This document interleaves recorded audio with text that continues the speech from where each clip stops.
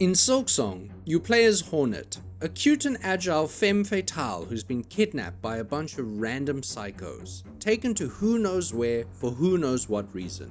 But when an opening presents itself, you channel your inner Alex Mercer to break free from your imprisonment and start falling to what looks like your impending doom. But you're a bug, and bugs don't take fall damage. Duh! So you slowly clamber to your feet as you realize you're now lost, weakened, and alone, with nothing but your trusty nail by your side. Hoping to flee before those zealots can find you again, you're forced to fight your way through the hostile wildlife. But it's abundantly clear that you have to find a way to regain your strength before you can ever hope of getting to the bottom of what's going on around here. Eventually, you make your way to some ramshackle village of pilgrims driven by faith, and it is revealed to you that your captors were a cult of fanatics residing in a holy citadel high above. You also uncovered that the village has fallen victim to some sort of curse and that no one who has journeyed upwards has returned. It's not much to work with, but at least now you know the way forward is upward, and you might be able to find some answers on why you were kidnapped in the first place. So you press onwards with newfound vigor and resolve. Nothing is going to stop you from uncovering what the hell is going on here.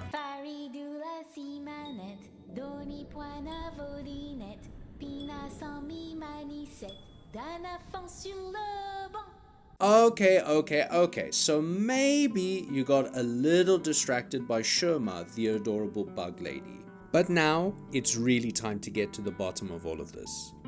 The journey is long and hard, testing the depths of your martial prowess, as everything seems to be designed to kill you. But you make steady progress and eventually come across Chakra, a warrior cartographer who offers to sell you maps in exchange for your rosary beads. Despite how insanely hard it is to collect them, you keep getting lost in this labyrinthian world and so reluctantly hand them over. Pushing onwards, you stumble upon some strange monolith and go Silksong before it is revealed that there are others like you hoping for you to fix whatever is wrong with their kingdom. You're still not quite sure what it all means, but you're now able to shoot web spears and so naturally have to find more of these strange artifacts. Feeling stronger than ever, you fight with even more confidence and determination than before. Eventually, you come across a mean-looking ant blocking your way. But worry not, for you are now even more of a badass with your silk powers, and there's no ways he's going to stop you. Oh, thank God, it was all a nightmare. Of course it was. There's no ways you'd actually be bested by the likes of him. Okay, seriously, what the The same nightmare? Again? No. This time, you're done playing around, and you're going to kill him.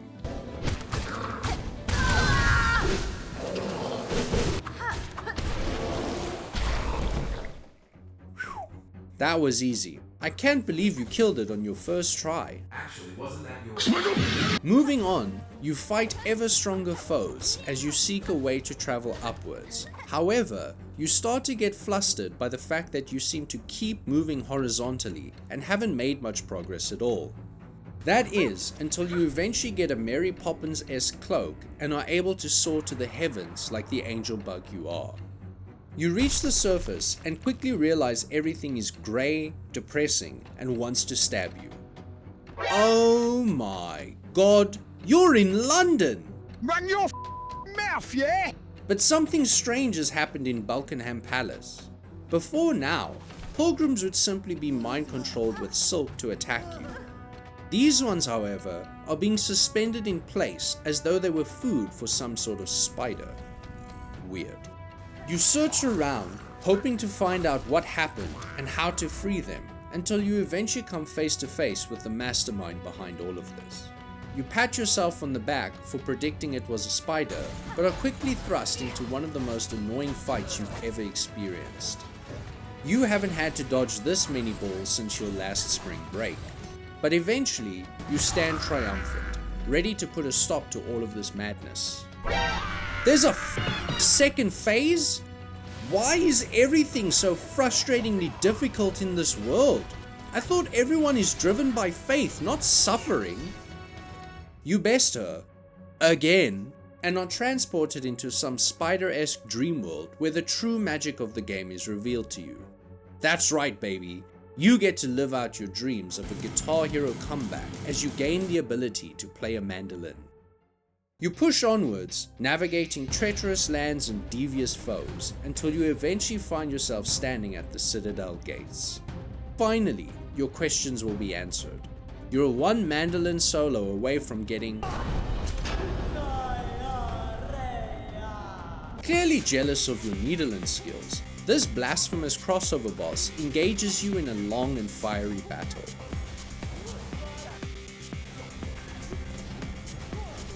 You both throw everything you have at each other in a cacophony of flames and steel clanging against steel. But in the end, you alone stand victorious. Now, it is time for you to... Trunks, Bulma, I do this for you. Hey, why is she doing Even that? for you, Kakarot.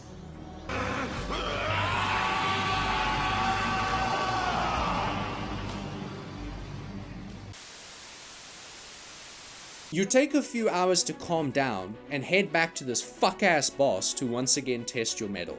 This time though, you're a mixture of zen calmness and burning rage. But you eventually best her again and stand at the Citadel gates. It's been a long journey, but it's finally time for you to get your answers and put a stop to all of this. Wait, Act 2? Hello? No, surely your questions are going to be answered now, right? Apparently, your journey is far from over, and you are taken aback by how not holy everything looks. Unfortunately, you have no time to admire it all, and must push further on. As you navigate your way up the Citadel, the sordid truth of this cult starts to unweave itself to you, and it's much worse than simple mind control. No, someone is using some kind of twisted, silk-romantic voodoo magic on the dead remnants of the kingdom, forcing them to serve as slaves in undeath. Disgusted with this knowledge, it's abundantly clear that you have to put a stop to this sick farce of an empire. Eventually, your progress is halted as you find yourself face to face with two flamboyant mantis bots. You really don't want to stop their epic dance moves, but are sadly left with no other choice. Worse still, it's abundantly clear that the remaining bot doesn't want to live anymore after you killed his boyfriend, yet has no choice but to tragically fight on, forcing you to mercy kill him. You rush onwards to avoid the sadness of having put two homosexual clankers down, and are eventually given an audience with the remaining courtiers of the Citadel. They tell you they despise what their kingdom has become, and beg your aid in stopping the madness of their silk tyrant. But in order to do that, you'll have to first meet the real them in person, learn their special songs, and prove yourself ready to face off against this mysterious shadow villain in the background. But the weight of your journey is starting to grow weary on you as you ponder what more is to come. You've even heard whispers of a secret third act.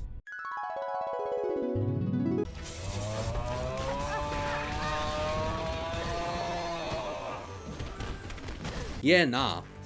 That. You've had enough of the unnecessarily obnoxious difficulty and want to put a stop to this madness right away. You solve the trials of the courtiers, mastering all three of their songs and merging them to create the sickest harmony you've ever witnessed. In doing so, you're granted access to the royal chambers, and they wish you Godspeed on your final push.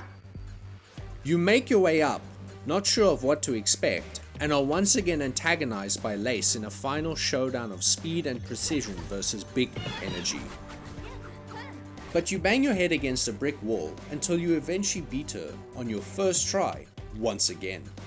And so here you are, your journey and frustrations have all led you to this point. It's time to see what vile creature has been creating all this discord and... Hey yo, why is she kinda bad though? This is it. She might have 7 more nails that are significantly larger than yours. But you know, it's not about the size of the nail, rather how you wield it that counts. Or so you've been told by your friends. The fight is long and intense, but this is probably the most fair and enjoyable fight to date. You know something worse is probably coming, but you're having so much fun, you really can't wait to see what happens next. Wait, what? That's it? You mean to tell me the final fight was actually fun and engaging and not just a random series of bullshit thrown at you?